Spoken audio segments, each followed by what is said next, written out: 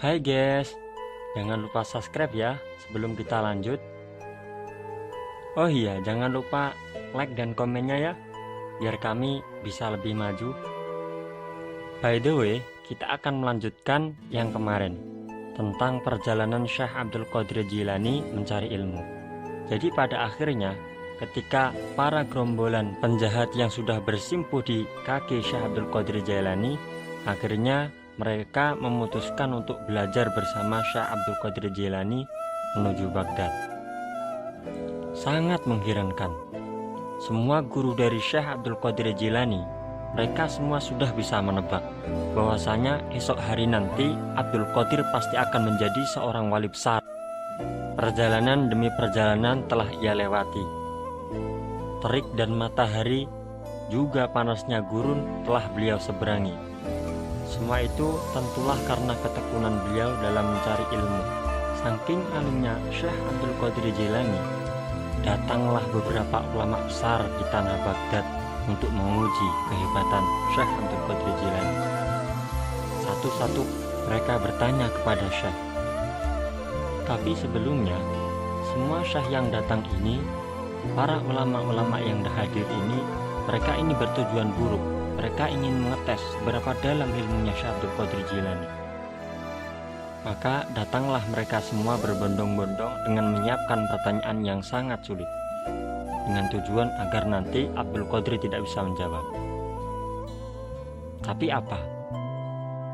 Syekh Abdul Qadir Jilani, betapa mulianya di hadapan Allah, di sisi Allah, akhirnya keluarlah nur yang sangat agung dari dadanya, sehingga nur tersebut menerangi, membias hati para ulama yang hadir, sehingga mereka lalai, lupa akan pertanyaan yang akan diajukan, yang akan diujikan kepada Syekh Abdul Qadir Jilani. Subhanallah, ini sebuah karomah yang sangat agung yang diberikan oleh Allah Subhanahu wa Ta'ala. Diceritakan dalam kitab Lujainuddani, ada seorang imam yang bernama Ibnu Abil Fatah.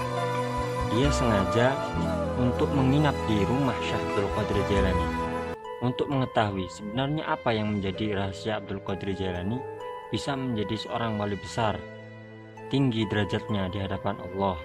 Dan ternyata yang didapati oleh imam tersebut, dia mendapati Syekh Abdul Qadir Jilani bermunajat kepada Allah hingga sepertiga malam dengan membaca Al-Muhitur Rabbus Syahid Al-Hasibul Fa'alul Khallaqul Khaliq Al-Bari Al-Musawwiru Tis'atul Alfat. Kemudian setelah ini beliau bisa terbang. Wa yartafi'u fil hawa ila ayyagiba. Beliau Syekh Abdul Qadir Jilani terbang, kemudian beliau menghilang dari penglihatan imam tadi. Kemudian Syekh Abdul Qadir Jilani kembali lagi dan melakukan sholat serta membaca Al-Quran hingga ayat habasulusu as-sani, hingga hilanglah sepertiga malam. Beliau melihat dalam sujudnya Syekh Abdul Qadir Jilani sangat lama. Begitu hinanya beliau di hadapan Allah. Beliau menghinakan dirinya di hadapan Allah, tadarru' dan juga yang lain-lain. Dalam keadaan sehari-hari, Syekh Abdul Qadir Jilani mengajar santri-santrinya dengan terbang. Artinya kaki beliau tidak nempel di lantai ataupun di tanah. Ini merupakan hal yang biasa dan wajar.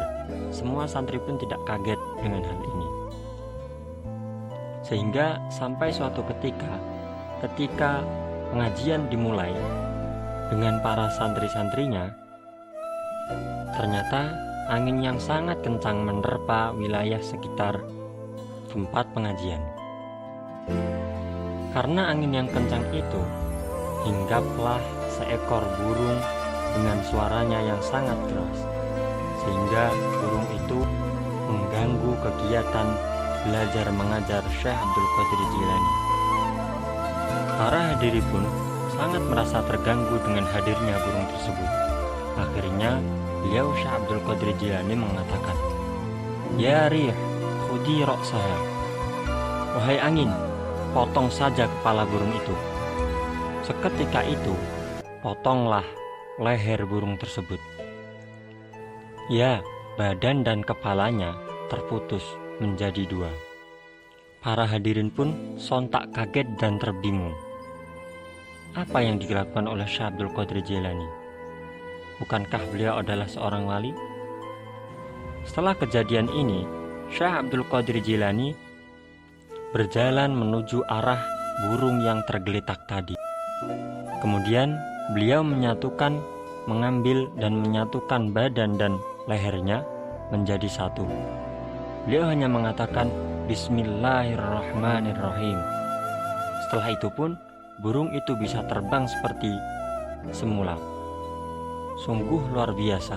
Subhanallah. Ini adalah karomah yang sangat agung yang diberikan oleh Allah Subhanahu wa taala pada beliau Syekh Abdul Qadir Jailani. Sebenarnya banyak sekali dari karomah-karomah beliau. Hanya saja saya hanya dapat menceritakan secuplik saja. Dan yang paling menarik dari kisah-kisah ini adalah pada zaman dahulu hiduplah seorang wanita yang mempunyai anak. Wanita tersebut sangat sayang terhadap anaknya. Anak itu terlihat berbadan besar, gemuk dan penuh dengan daging.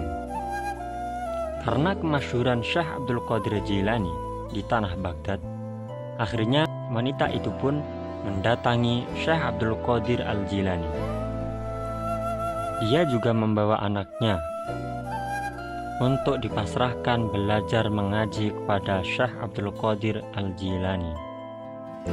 Ibunya berkata, "Ya Syekh, kupasrahkan anakku ini kepadamu. Jikalau memang nanti anakku bersalah, maka benarkanlah. Jikalau memang anakku nanti melenceng, maka luruskanlah. Dan didiklah beliau, anakku, dengan ilmumu." Syekh Abdul Qadir Jailani pun menerima anak tersebut sebagai muridnya. Dan Syekh Abdul Qadir hanya berkata, Nak, kalau kamu mau mondok, bermujahadahlah kamu terhadap Allah dan tempuhlah thoriqus salaf dengan berpuasa, bertirakat, juga tidak tidur pada waktu malam. Detik berganti menit, waktu berganti jam, hari-hari pun terus terlewati. Bertahun-tahun sudah ibunya tidak pernah bertemu dengan anak tersebut.